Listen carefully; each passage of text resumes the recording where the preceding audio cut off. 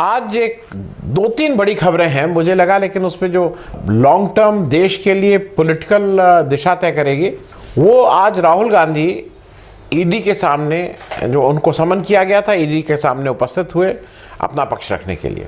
लंबी पूछताछ चली, एक जनरल पिक्चर ये प्रेजेंट करने की कोशिश की जा गई कि राहुल गांधी ने कितनी बेईमानी की है, कितना किया है, मैं उस पर भी आऊँगा।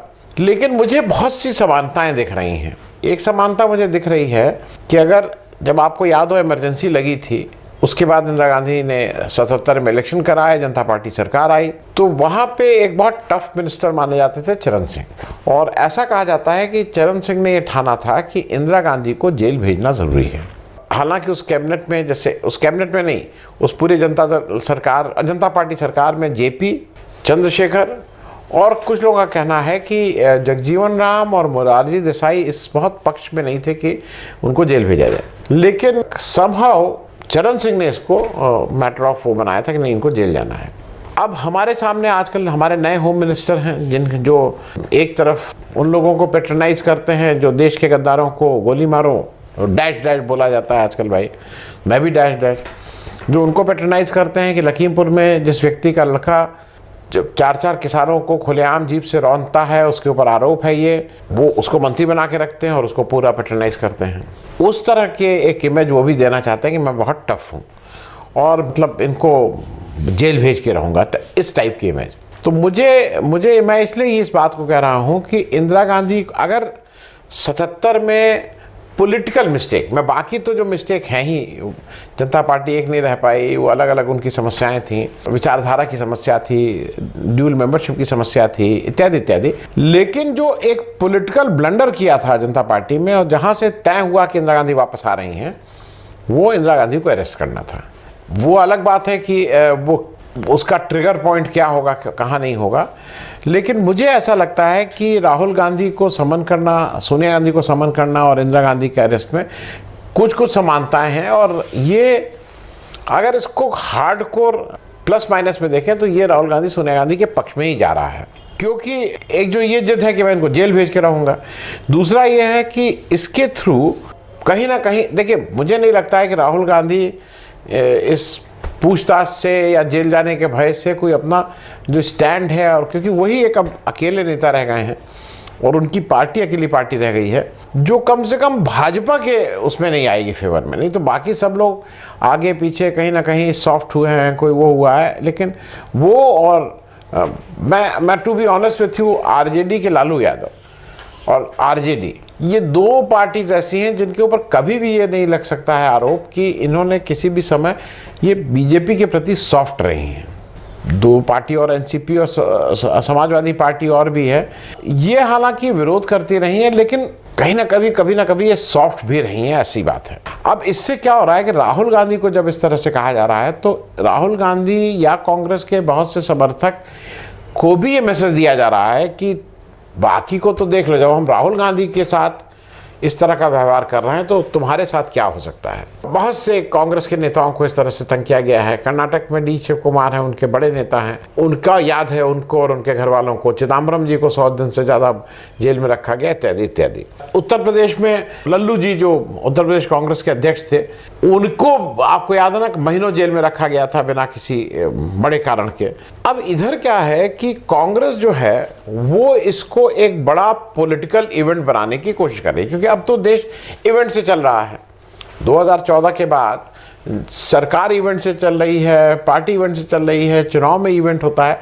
उसी तरह से देश जो इवेंट से चल रहा है, तो कांग्रेस भी इसको एक बड़ा पॉलिटिकल इवेंट बनाने की कोशिश कर रही है। और उस कोशिश में जितने प्रदेश कार्यालय हैं उसमें ईडी ऑफिस के बाहर कांग्रेस के जो कार्यकर्ता हैं, कांग्रेस के जो नेता हैं, वो जाके प्रदर्शन कर रहे हैं, जिसको कहते हैं they want to make it a big event. Delhi में जब राहुल गांधी चले तो उनका ओरिजिनल प्लान ये था कि वो पैदल जाएंगे, मतलब इवेंट का ही ये पार्ट था, उसमें और कुछ नहीं था, इवेंट का पार्ट था। और उनके साथ जब वो गए, मतलब कुछ दूर चले, फिर उसके बाद पुलिस ने रोका, फिर पुलिस ने उनके साथ में जो लोग चल रहे थे उनको गिरफ्तार किया।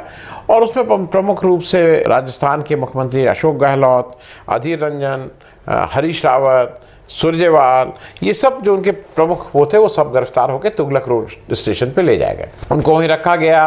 प्रियंका गांधी भी उनसे उसके बाद मिलने आई, मतलब ये जो लोग गिरफ्तार हुए थे। और वो एक मतलब इसको कहना, अच्छा प्रियंका गांधी का एक और चीज़ समझ लीजिए कि कांग्रेस पार्टी में मीडिया को अगर सबसे ज़्यादा कोई मीडिया को अट्रैक्ट करता है तो वो प्रियंका गांधी है। तो प्रियंका गांधी के वहाँ आ जाने से जो स्पेस था, मीडिया स्पेस, वो ज़्यादा मिला कांग्रेस को, इसमें कहीं कोई दो राय नहीं है। राहुल गांधी से ऐसा कहा जा रहा है कि उनकी 3 बार पूछताछ होगी। अभी ये फर्स्ट राउंड है, फिर एक राउंड और होगा, फिर एक राउंड और होगा। इस राउंड में जो अभी तक पूछताछ जैसी खबरें आई हैं, जो मुख्य रूप से पूछा जा रहा है, वो जो यंग इंडिया कंपनी है ना, आपको याद आ गया, यंग इंडिया कंपनी है जो नेशनल हेराल्ड पेपर को, जिसका कि एसोसिएट जर्नल्स जो निकालता है, उसको ओन करती है। इन्होंने कुछ, वो मैं उसमें नहीं जा रहा हूँ, मैंने एक एपिसोड में किया है कि कैसे यंग इंडिया ने लोन दिया था, कांग्रेस पार्टी ने लोन दिया था, फिर उसको इक्विटी में कन्वर्ट किया गया, यंग इंडिया कंपनी फॉर्म हुई, इत्यादि इत्यादि। अब उसी को लेके इनको ग्रिल किया जा रहा है। अब उनसे बार बार ये पूछा जा रहा है कि यंग इंडिया कंपनी बनाने में आपकी क्या भूमिका थी, कितनी जगह कितनी मीटिंग हुई, कितनी मीटिंग में आप उपस्थित थे, इत्यादि इत्यादि। फिर उनसे ये भी कहा जा रहा है कि उनके बैंक अकाउंट, अब उनसे कहा जा रहा है कि आपके कहाँ कहाँ बैंक अकाउंट हैं, विदेश में कौन सा बैंक अकाउंट है। सही बात यह है कि हो सकता है, मैं बिना जाने बोल रहा हूँ, आप सब लोग जो भी इसको देख रहे हैं और जो 50 वर्ष से ऊपर की आयु वाले हैं, आपको याद है कि आपके बैंक अकाउंट कहाँ कहाँ हैं? क्योंकि एक ज़माने में क्या होता था, बैंक अकाउंट को बंद करने का कोई बहुत ज़्यादा प्रोसेस नहीं था।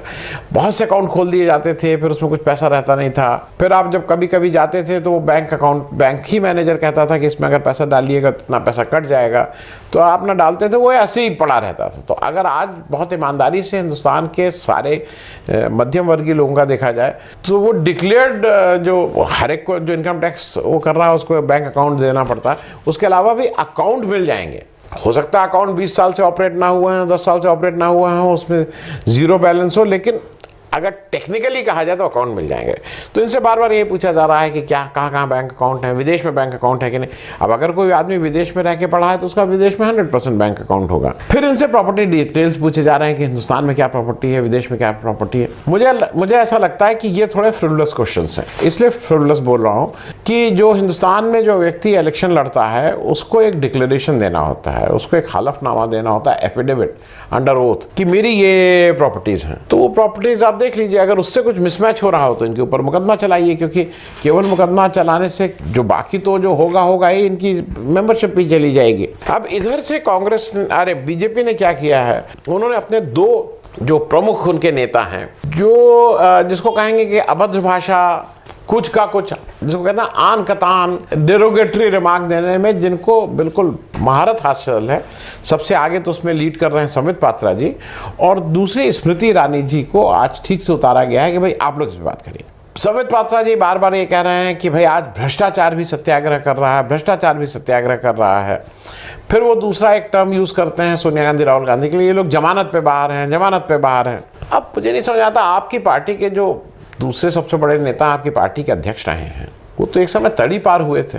वो मतलब अगर कोई भी पॉलिटिकल आदमी वो कुछ भी करता है वो तो तड़ी पार रहता है। अच्छा, एक चीज़ ये भी, जमानत पे किस केस में है, क्या किसी की हत्या किए हैं, क्या किसी, मतलब मेरा एक ये भी कहना है कि किसी भी पॉलिटिकल आदमी के अगेंस्ट कोई केस हो सकता है, वो उसकी जमानत लेगा ही लेगा, लेकिन उसका कैरेक्टर असैसिनेशन करना, क्योंकि आज अगर संसद सदस्यों को देख लिया तो आधे से ज़्यादा लोग जमानत पे हैं। और थोड़ा ये भी देख लीजिए कि किस तरह का है, खैर ये उनका प्रेरोगेटिव है, जिस तरह से उसको करें, लेकिन एक मर्यादा अगर रखेंगे तो अच्छा रहेगा। स्मृति ईरानी जी भी उतर गई हैं इस तरह की बातें करने में कि कितने हज़ार करोड़ का एक अपनी फिगर, जब आपको याद है कोल स्कैम और 2G स्कैम, एक फिगर बना ली गई थी 2 लाख करोड़ का, वो घोटाला हुआ, नुकसान हुआ, जबकि बाद में पता लगा 0।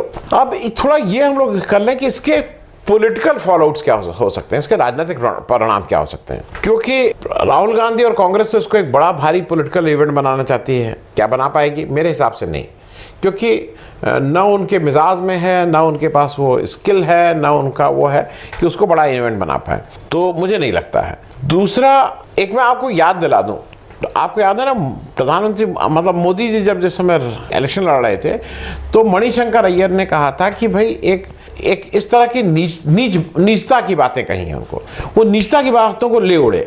अब वो पूरी जगह क्या प्रचारित किया गया कि मणिशंकर अय्यर ने मोदी जी को नीच कहा। वो नीच जात के इसलिए नीच कहा क्या था कि आप, ये बहुत कॉमन फ्रेज है कि भाई नीचता मत करो इतनी। अब उन्होंने उसको ले उड़े। तो इस तरह की स्किल ना कांग्रेस के पास है ना राहुल गांधी के पास है। राहुल गांधी विक्टिम कार्ड खेलने में, जैसे वो विक्टिम कार्ड, मोदी जी की आदत है वो बार बार विक्टिम कार्ड खेल लेते हैं। चाय वाले एक लड़का, उन्होंने चाय की दुकान, चाय बेचनी शुरू कर दी, जगह जगह चाय पे चर्चा। तो विक्टिम कार्ड को खेलने में जो महारत मोदी जी को हासिल है वो राहुल गांधी को दूर दूर तक नहीं हासिल है। तो वो कोई मैच नहीं है उसमें।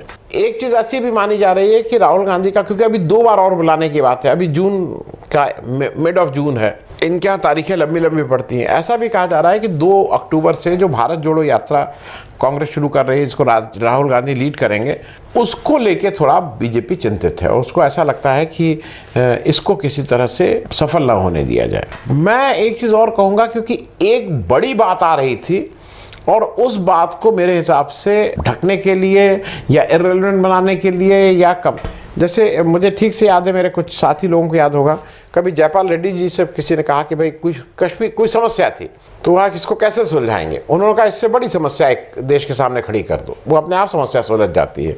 उसी तरह से एक बड़ा मतलब विवाद कह लीजिए या डिबेट होनी चाहिए, देश में होनी चाहिए थी, जो अभी श्रीलंका में हुआ। श्रीलंका में क्या हुआ कि श्रीलंका की जो पार्लियामेंट की कमेटी ऑन पब्लिक एंटरप्राइजेस है, जिसको कोप बोलते हैं, COPE के सामने श्रीलंकन सीलोन इलेक्ट्रिसिटी बोर्ड के चेयरमैन फर्डिंडो साहब, ये फर्नांडो नहीं है, फर्डिंडो हैं, फर्डिंडो साहब जो थे, उन्होंने कहा कि श्रीलंका के प्रेसिडेंट राजपक्ष ने उनसे कहा था, फर्नांडो साहब से कहा था कि वो अंडर प्रेशर हैं फ्रॉम मोदी जी के द्वारा, वो उनके ऊपर प्रेशर है to give contract to Adani ji को एक बिजली का एक को कॉन्ट्रैक्ट देना है। ये सारी वायर ने छापा है, इंडियन एक्सप्रेस ने छापा है, सबने इसको छापा है। हालांकि 6 घंटे बाद उन्होंने उसको वो कर लिया कि मैं तो कुछ और सोच रहा था और मैं कुछ और था इसलिए मैंने, लेकिन उन्होंने ये स्टेटमेंट दिया जो सब जगह है, सब पेपरों ने लिखा है इसको, और वो कर लिया। अब उस बात के पे अगर चर्चा शुरू हो जाती तो मोदी जी के लिए अच्छा नहीं था।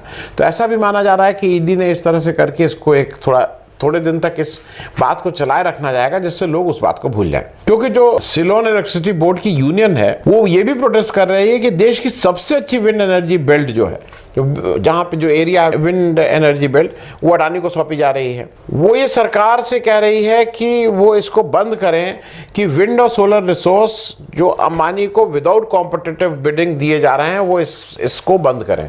तो अडानी जी वहाँ भी पहुँच गए हैं और वहाँ भी कुछ लोगों का ऐसा कहना है कि वो कॉन्ट्रैक्ट लेके दुगने रेट पे बिजली बेच रहे हैं। जो आप यहाँ एयरपोर्ट के हाल नहीं देख रहे हैं, किसी भी एयरपोर्ट पे चले जाइए, वो प्री अडानी डेज और पोस्ट अडानी डेज, जरा पार्किंग का एक ही सिर्फ मैं बोल रहा हूँ क्राइटेरिया, पार्किंग का जरा शुल्क देख लीजिए, पार्किंग चार्जेस कितने हैं, कितने हद तक कितने डबल हुए हैं, ट्रिपल हुए हैं, ये आप खुद ही देख लीजिए।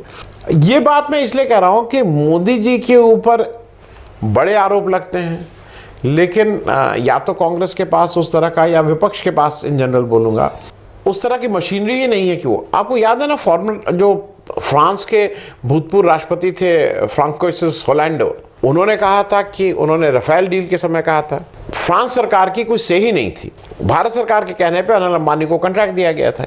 याद है ना वो स्टेटमेंट, और वहाँ का प्रेसिडेंट कह रहा था। लेकिन कुछ हुआ, कहीं चर्चा हुई, कहीं किसी से पूछताछ हुई? कोई पूछताछ नहीं हुई, क्योंकि प्राइम मिनिस्टर से कौन पूछताछ करेगा। मैं सिर्फ एक चीज़ ये कहूँगा कि जो राहुल गांधी हैं वो प्रश्न पहले पूछते हैं, उनको आई विल नॉट से वो कोई भविष्य वक्ता है, लेकिन वो देश के जो भी हालात हो रही है उसकी वजह से जो भविष्य में क्या घटनाएं होने वाली हैं उसको वो बाकी नेताओं से बेहतर रीड करते हैं। चाहे वो नोटबंदी हो, चाहे वो GST हो, चाहे वो कोरोना के समय आपको याद है ना उन्होंने कहा था कि सुनामी आने वाली है, चाहे वो रफाल वाली डील हो, चाहे वो वैक्सीनेशन हो, हर जगह वो ठीक से पढ़ते हैं। तो उस मेरे ख्याल में जो ले दे के आज बीजेपी को लगता है कि उनको अगर कोई चुनौती इन सब चीज़ों पे दे रहा है तो राहुल गांधी दे रहे हैं। उनकी आवाज़ को थोड़ा कम करना है, उनकी आवाज़ को दबाने की बात नहीं, उनकी आवाज़ को थोड़ा ये करना है कि थोड़ा दिक्कत रहे। बाकी लोगों को भी ये एक इनडायरेक्टली संकेत देना है कि अगर भाई कुछ भी बोलोगे, कहीं भी करोगे तो ईडी से बुलवाया जाएगा, अरेस्ट करवाया जाएगा, इत्यादि इत्यादि। क्योंकि अगर कुछ होता तो इतने साल से चल रहा है, आप इसको इन्वेस्टिगेट करिए टाइम बाउंड में, क्यों नहीं इन्वेस्टिगेट करके आप कहिए कि हम 6 महीने के अंदर इसको इन्वेस्टिगेट करेंगे और जो दूध का दूध पानी का पानी होगा। लेकिन वो तो नहीं करेगी ना बीजेपी, क्योंकि इस उससे जो मूल मकसद है वो इस आवाज़ को दबाना, डराना और धमकाना है। Thank you so much.